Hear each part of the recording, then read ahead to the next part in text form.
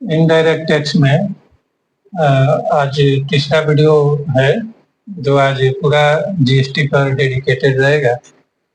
तो जीएसटी क्या है? तो GST is a tax on value of supply of goods और सर्विसेज और बोथ। मतलब जीएसटी एक टैक्स है जो जो value of supply of goods और सर्विसेज और बोथ पर दिया जाता है।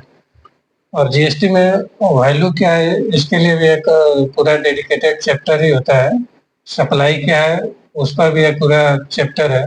और गुड्स और सर्विसेज किसको बोलेंगे वो जीएसटी में बताया गया है कि गुड्स किसे बोलेंगे और सर्विसेज किसे बोलेंगे। ठीक है, तो उसके बाद indirect tax. Indirect tax government collect from supplier but tax pay by purchaser to supplier.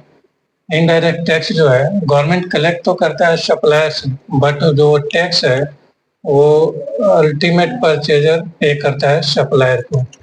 तो मतलब कंज्यूमर देता है सप्लायर को और सप्लायर देता है गवर्नमेंट को। एक एग्जांपल के द्वारा हम लोग इसे समझ लेते हैं। मिस्टर एक्स जो है रजिस्टर्ड है महाराष्ट्र में, जो एयर कंडीशनर बेचने का काम करता है। मिस्टर वाई को दिया है, ठीक है। मिस्टर वाई भी महाराष्ट्र में कंज्यूमर है। तो 1 लाख का एयर कंडीशनर प्लस 18% जीएसटी है उस पर।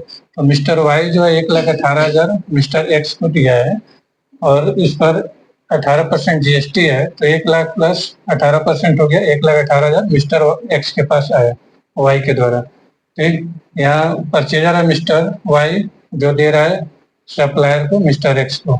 और मिस्टर एक्स क्या करेगा, इस 18,000 को गवर्नमेंट महाराष्ट्र गवर्नमेंट को जमा करा देगा 18,000। तो वही यहाँ डेफिनेशन के तौर पे लिखा गया है। ठीक है, और सप्लाई जो है वो सेल होना चाहिए और टैक्सेबल होना चाहिए। सप्लाई अगर वो एग्जाम्प्ट रहता है तो सप्लाई नहीं आता है जीएसटी के लॉ में। जीएसटी लॉ में सप्लाई को एग्जाम्प्ट अगर कोई गुड्स सेल किया जा रहा है तो वो सप्लाई में नहीं आता है। सप्लाई में हमेशा टैक्सेबल आता है जीएसटी के लॉ के हिसाब से। ठीक है, और गुड्स जो होता है वो मूवेबल गुड्स होना चाहिए, लैंड नहीं है। लैंड को छोड़ के जीएसटी लॉ में मूवेबल गुड्स को ही गुड्स बोला गया है। ठीक है, और जीएसटी जो कलेक्ट करने का कंपोनेंट है वो सीजीएसटी है, एसजीएसटी है, यूटीजीएसटी है, आईजीएसटी है और जीएसटी शेष है। सीजीएसटी का मतलब होता है central goods and services tax. इसी तरह से एसजीएसटी का हो गया state goods and services tax. UT का यूनियन टेरिटरी और जीएसटी। आईजीएसटी का इंटीग्रेटेड जीएसटी। ठीक है, और जीएसटी शेष है। तो जीएसटी शेष क्या है, ये only for notified supply goods के लिए ही है। गवर्नमेंट ने इसे लाया था जब जीएसटी जब आया था नया नया, तो सभी राज्यों में ऐसा था कि हो सकता है हमारा रेवेन्यू कम हो जाए। तो सेंट्रल गवर्नमेंट ने बोला कि ठीक है हम जीएसटी शेष एक रखते हैं, अगर पहले के हिसाब से रेवेन्यू कम आएगा तो हम जीएसटी शेष अप्लाई करेंगे नोटिफाइड गुड्स पे और फिर उससे हम कलेक्ट करेंगे और आपको कंपनसेट करेंगे। जो क्षति रहेगी आपको हम जीएसटी शेष के द्वारा उसको पूरा करेंगे। ठीक है, तो supply within same state. अगर supply within same state हो रहा है, एक ही स्टेट में सेल और परचेज हो जा रहा है, ट्रांजेक्शन पूरा हो रहा है, तो उसमें सीजीएसटी प्लस एसजीएसटी लगता है। ठीक है, supply within same UT union territory. Supply अगर सेमी यूनियन टेरिटरी में हो रहा है तो सीजीएसटी प्लस यूटी जीएसटी लगता है। Supply within different state या यूटी तो इसमें आईजीएसटी लगता है। ठीक है, और ये जो है supply within same state और supply within same UT, ये दोनों इंट्रा स्टेट सप्लाई कहलाते हैं। और supply within different state या यूटी जो होता है वो आईजीएसटी आईजीएसटी उस पर टैक्स के रूप में आईजीएसटी लगता है और इसको इंटर स्टेट सप्लाई बोला जाता है। ठीक,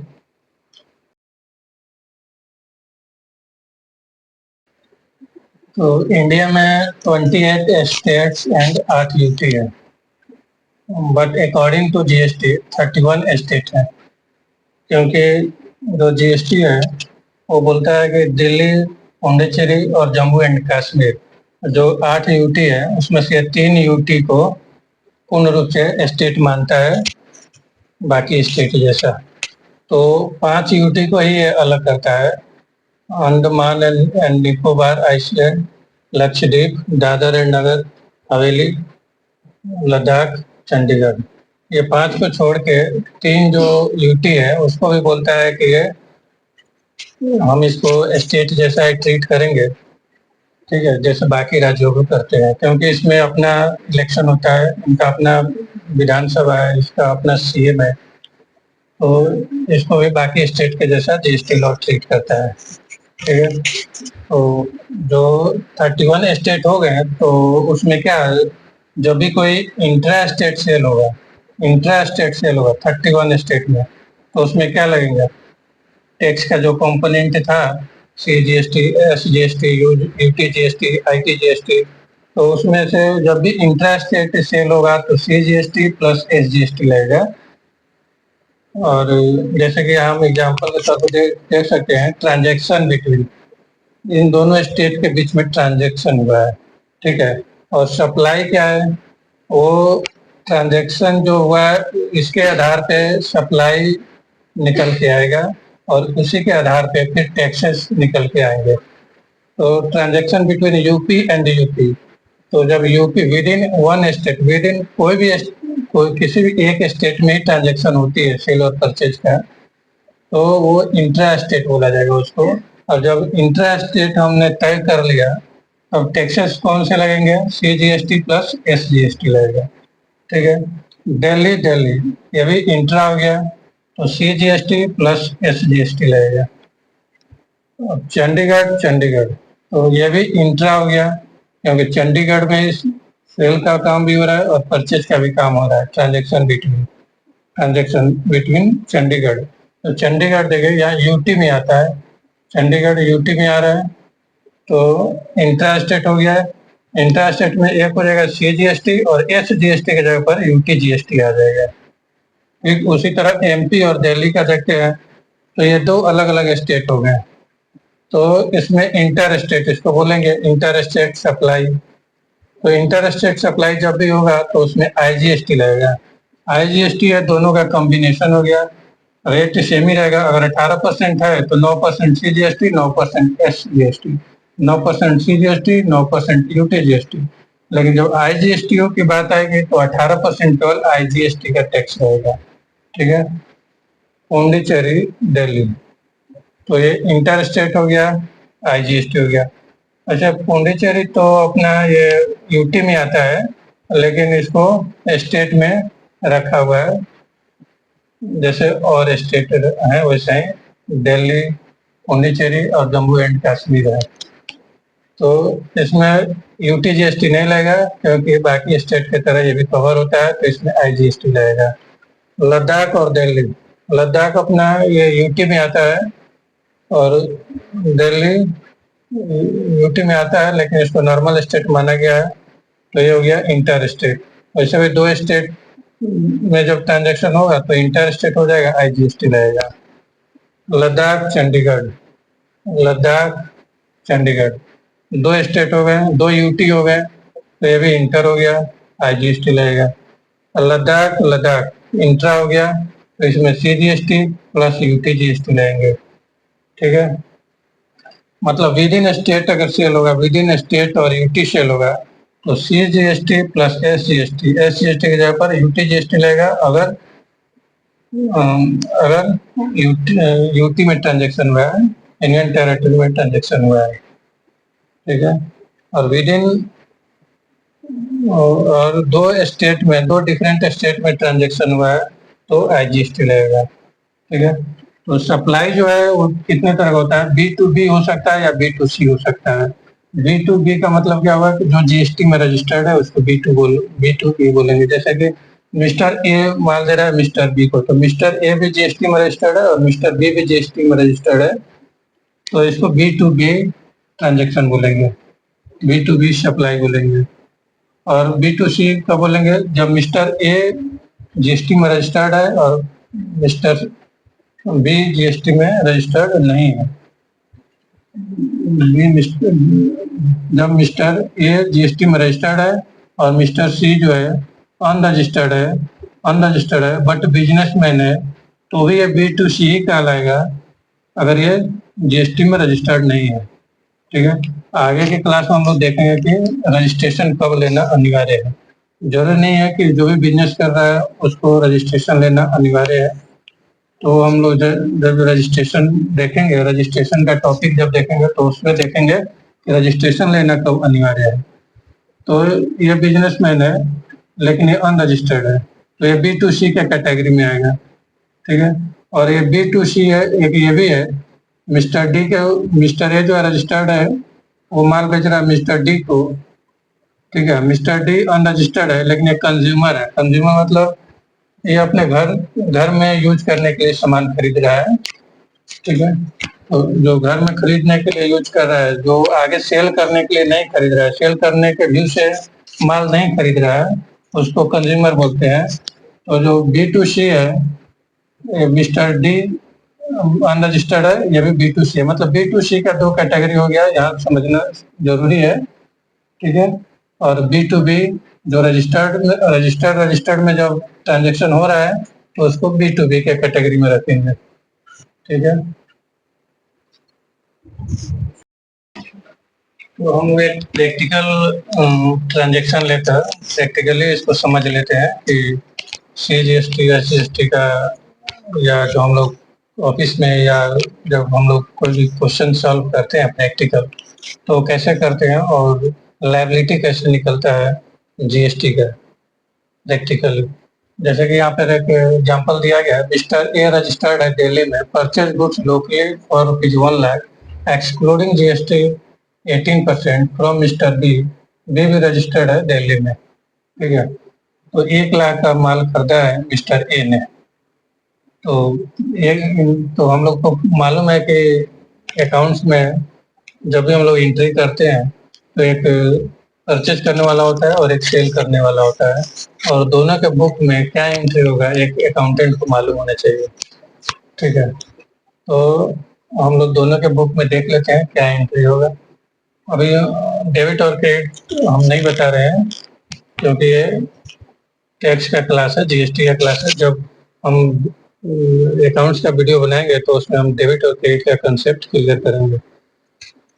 तो यहाँ पे मिस्टर ए के लिए, मिस्टर ए परचेज किया है तो परचेज अकाउंट डेबिट, क्योंकि एक्सपेंस होता है, एक्सपेंस को डेबिट करते हैं। जब हम लोग ट्रायल बैलेंस, आप देखिएगा कहीं भी ट्रायल बैलेंस जब रहता है तो ट्रायल बैलेंस में क्या रहता है, एक साइड एक्सपेंस रहता है और एक साइड इनकम रहता है। तो एक्सपेंस साइड में ही परचेज लिखा होगा। ठीक है, इसको तो इसलिए हम इसको डेबिट करते हैं, एक्सपेंस को अकाउंट्स में डेबिट किया जाता है। और input CGST account debit, input CGST account debit और इनपुट SGST अकाउंट डेबिट। ये इनपुट CGST और SGST मिस्टर ए के बुक में एसेट साइड में दिखेगा, बैलेंस शीट में तो एसेट साइड में दिखेगा, इसलिए ये भी डेबिट होगा, एसेट है ये।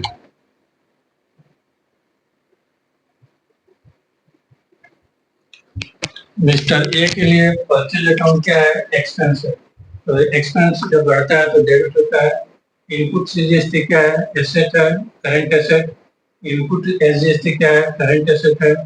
तो ये भी जब बढ़ता है तो एसेट जब बढ़ता है तो डेबिट होता है, इसलिए इसको हमने डेबिट की तरफ रखा है। ठीक है, और मिस्टर बी को हमने क्रेडिट किया है क्योंकि मिस्टर बी मेरे लिए लायबिलिटी है, उनको हम पैसा देने वाले हैं, क्रेडिट पे कर दिए हैं, यहाँ पे कैश नहीं दिया, चेक नहीं दिए, इसलिए उनका नाम यहाँ पे लिखे हैं, बाद में उनको पैसा देंगे। तो ये क्लियर हो गया, इसको डेबिट क्यों किया, इसको क्रेडिट क्यों किया। एक्सपेंस और एसेट अकाउंट्स में जब इंक्रीज होता है तो उसको डेबिट किया जाता है और डिक्रीज होता है तो उसको क्रेडिट किया जाता है। तो ये जब ट्रांजेक्शन हमने किया है, तो जब परचेज हमने किया होगा तो परचेज एक्सपेंस है, तो हमारे कुछ अकाउंट में एक्सपेंस बड़ा होगा जब परचेज किए तो जब बड़ा है तो एक्सपेंस को डेबिट हो गया। इनपुट से जीएसटी ट्रांजेक्शन जब किए हैं तो इनपुट से जीएसटी भी मेरा 9,000 से बढ़ा, तो ये एसेट है, एसेट बढ़ता है तो डेबिट, ये भी एसेट है, बढ़ता है तो डेबिट। और ये लायबिलिटी है, लायबिलिटी बढ़ता है तो क्रेडिट होता है, इसलिए इसको क्रेडिट में रखा गया। अब मिस्टर बी के बुक में एंट्री क्या होगा? ठीक है, मिस्टर बी ने सेल किया है, किसको सेल किया है? मिस्टर ए को सेल किया है। तो मिस्टर ए ने पैसा दिया नहीं, इसलिए इनका नाम लिखना जरूरी है। तो मिस्टर ए अकाउंट डेबिट, ये क्या है? ये मिस्टर बी के लिए एसेट है, करंट एसेट है। ठीक है, और टू सेल, सेल क्या है? सेल क्या है? इनकम है। तो इनकम जब बढ़ता है तो क्रेडिट होता है, इसलिए इसको क्रेडिट किया गया है।